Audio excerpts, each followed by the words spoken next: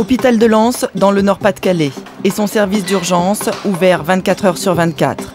Ici, viennent en moyenne 150 personnes par jour. Ce soir, une vingtaine de patients attendent, certains depuis plus de 2 heures. Toutes les 10 minutes, il en arrive un nouveau. Mais à 22h30, tout bascule.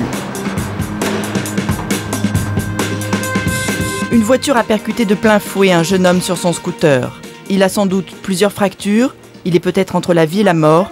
Et pour les urgentistes, il va nécessiter toutes les attentions. Salut, il y a les prêtres. Et c'est Juliette Gaillet qui est en première ligne. Ce soir, elle est le seul médecin du service.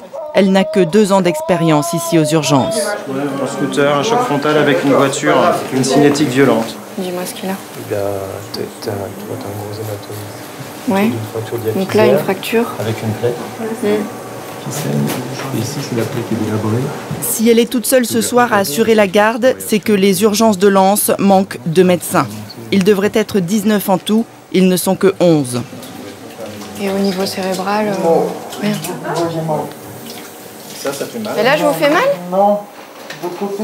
Non, mais le fait d'appuyer là, est-ce que ça fait mal de l'autre côté? Il manque 8 médecins pour assurer la permanence du service, nuit et jour, et 7 jours sur 7. Ce soir, Juliette Gaillet va devoir faire des choix. Quand c'est vital, on n'est pas en charge immédiatement. Bon, là, en plus, il y avait une équipe SMUR sur place, donc il y avait un médecin sur place qui l'a pris en charge et on prend le relais immédiatement. Et à ce moment-là, on laisse de côté toutes les autres pathologies. 3. À Lens, tous ceux qui sont venus aux urgences ce soir pour voir un médecin vont devoir patienter. Cette femme et son fils attendent maintenant depuis 1 heure. Ils ne se doutent pas que ce service manque à ce point de personnel et qu'ils vont attendre encore une bonne partie de la nuit. C'est un peu faux parce que quand même, on est en 2007 et on pourrait quand même espérer avoir des soins quand même plus rapides, plus importants et plus sérieux. C'est trop long, beaucoup trop long. Les médecins sont en train de voir les dossiers un par un. Et c'est aux infirmiers de répéter inlassablement aux patients, il faut attendre.